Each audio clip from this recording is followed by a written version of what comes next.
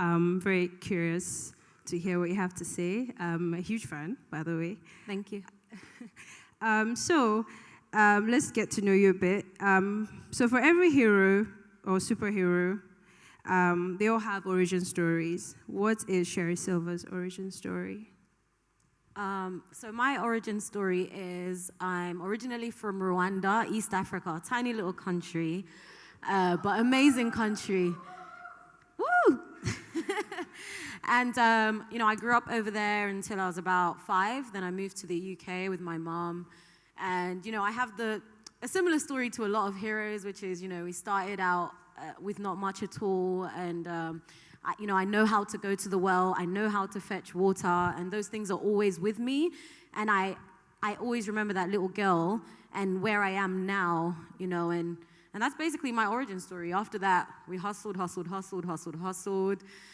Put a couple videos on YouTube one day, and then a couple cool people saw them, and a couple million views later, now working with United Nations and inspiring young people.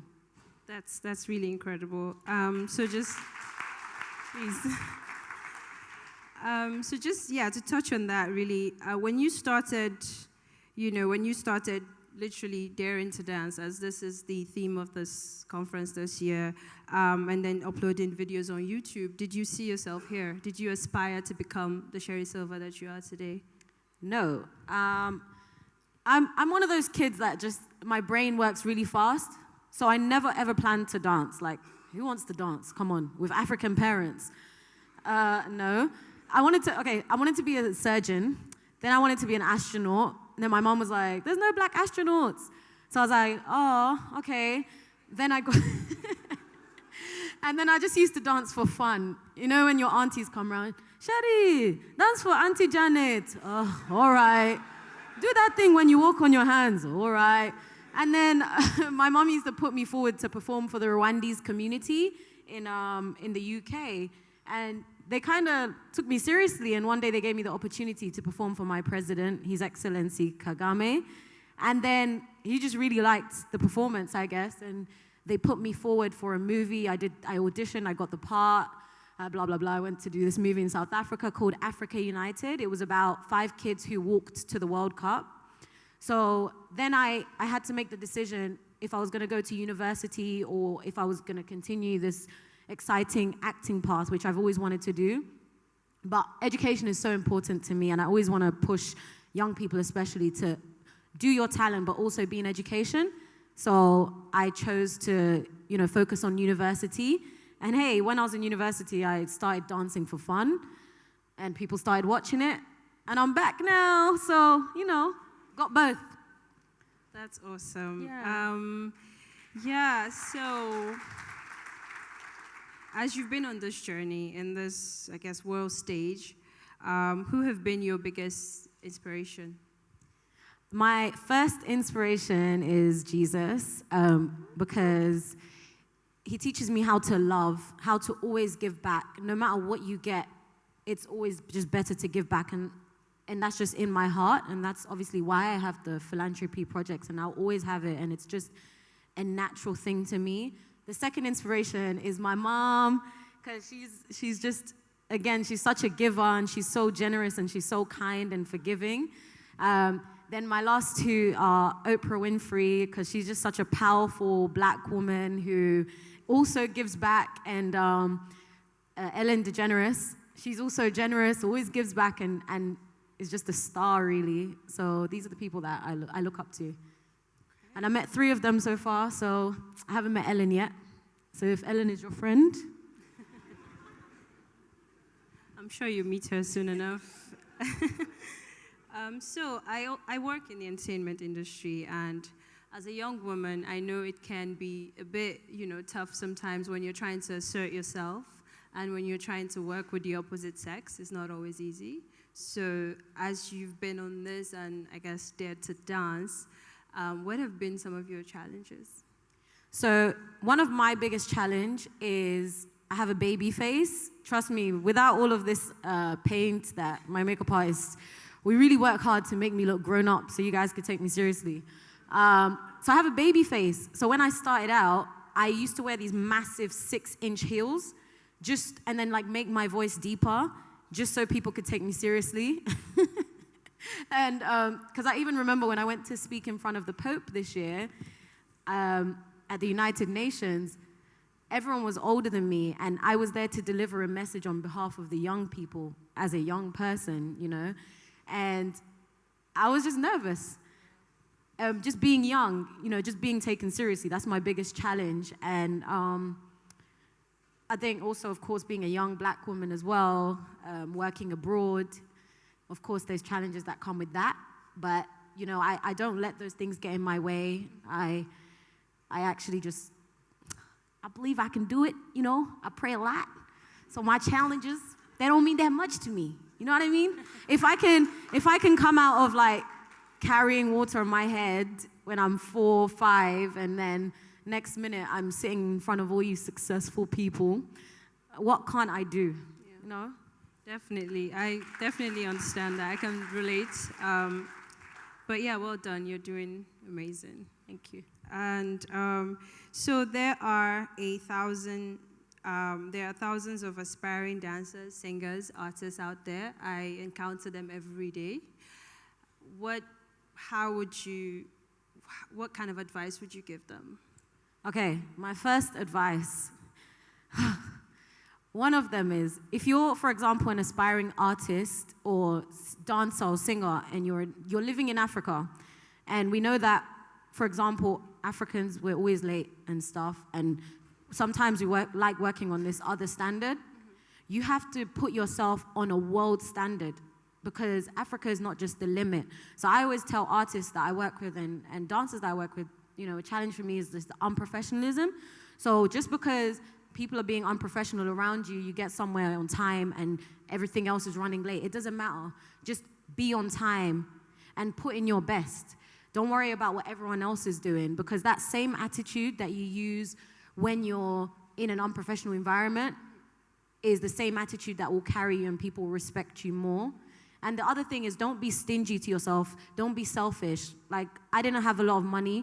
I put money into buying costumes, pay for the dance studio. Invest in yourself if you truly believe what you're going to do is going to be successful. Don't settle for less. And the last thing is just pray. Child, I tell you something. Half the stuff I got, if I didn't pray. Rightfully so. So, I mean, that is a very serious issue. Working with younger creatives in the space is something I've faced. You know, they're very excited, they're very talented, but then there's a level of professionalism that doesn't match up to that, and it gets really frustrating sometimes.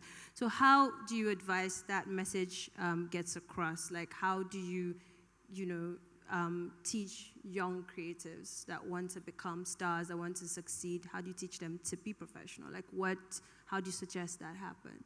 I mean, all you can do is talk, right? I mean, you just talk the same way when your parents talk to you, and you tell them off in a loving way, and if they don't listen, then they don't listen. I'm very blessed, I have a lot of successful friends that have talked to me, and I like to listen. So what did African parents say? You listen or you feel. I don't know, something like that. So listen to the advice that people give you, So are there any resources out there they should look to better themselves? I mean, yeah, definitely. I mean, for example, Masai, I know he does his NBA Africa Giants camps. And I see some of the documentaries. It's really inspiring how he doesn't just teach them how to play, but there was one actually which I watched, and he was shouting at people because like things were being unprofessional. But like people need that, because if somebody doesn't tell them, then they're not gonna know. Absolutely. Yeah. Okay. So I have a quick fire round for you. So Beyonce or Childish Gambino? I mean, I have to say Childish Gambino, because that person is in my heart, and he's done so much for me. So, yeah. Okay. Gwara Gwara or Vosho? Gwara Gwara. Shaku Shaku or Shoki? Shaku Pick Shaku. the right one. Shaku Shaku. Yeah. Sherrie, African or British? African. There you go. So how many hours do you need to practice a day? Sometimes none. Sometimes I stay in bed all day. And then sometimes the whole day. How do you stay focused? Do I stay focused? Writing everything down. Okay. Yeah, writing down, So you're having an organized. assistant. Yeah. Okay, cool.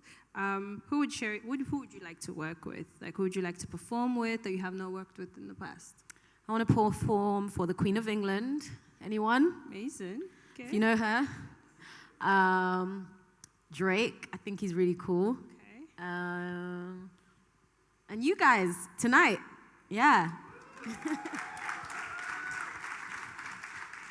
So, what? And Ellen DeGeneres. Okay, yeah, we Call forgot me. that one. If you're watching this, please.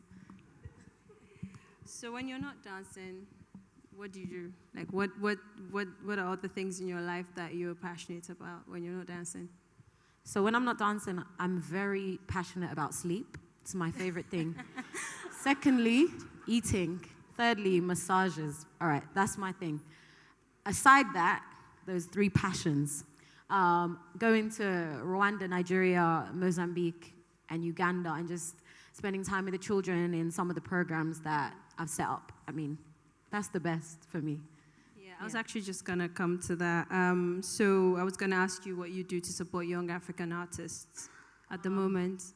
So to support young Africans, my aim is getting the rest of the world to celebrate and appreciate African culture while making sure that Africans benefit. There's no point of me going out there and doing a Coca-Cola commercial and everyone's doing this great African dancing, but the people back home don't benefit. So, working, for example, with the United Nations, IFAD, we set up projects for farmers and young people, getting them into agricultural work in rural areas, teaching them skills such as marketing and promotion, etc.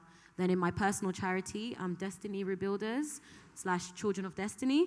So I have a house for ex-homeless children, and then I also have a sewing machine project that I set up for ex-sex workers in Rwanda specifically.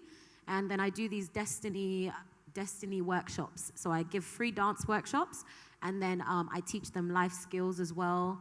And, I hope one day, my big dream is to set up a talent development center in Rwanda. Thank you. Where we can breed young talent in sport. I think it's our time to get noticed. We've come from so far in the last 25 years. We've literally had to play catch up with the rest of the world, and I think we've caught up pretty well. So the next step for me is to really help with the entertainment scene, and by God's grace, I'll be able to get the finances and the land to do that.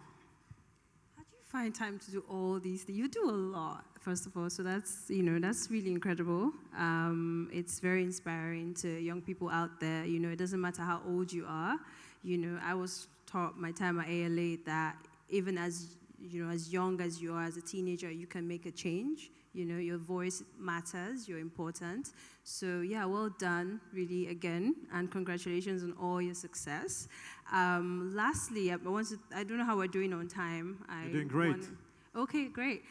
So I personally want to ask you this. So, the world of dance sounds very glamorous, people... It's not. Well, it has to be a little bit. Okay, cool. Well, I imagine for my desk work sometimes that, I don't just do desk work, but sometimes people out there, when I see your Instagram videos, it's so much fun, but I'm sure there's a lot of work that goes into it. I can't even imagine. I can't dance. So, how do you, but still, you're traveling, you're going from one city to another in the world. How do you combine that life, to actually staying grounded in your faith and just coming back to your hometown, to your city, and doing so much for your community? Like, how do you manage your personal time, like your own space, merge these two worlds together? So I think, of course, personal time is really important, but I'm also young, so I don't want to be lazy. Like, I want to do the most that I can, and thankfully, I'm in a place where I can pick and choose my work. So I can, if I want to work once a month, I can, or if I want, I can do loads of work. So mostly what's important to me is just being able to come back to Africa and spend time with the kids. Yeah. And with my job, thank God, it's like a bit like a holiday. Like right now, I'm in Ghana. I finished today. I have 2 extra days. I'm going to go to the pool. So it's like a little bit of a mix and match. Are you not with us tomorrow? Depends what time I'm done with the pool. Well, it's a pleasure having you here. Thank you so much.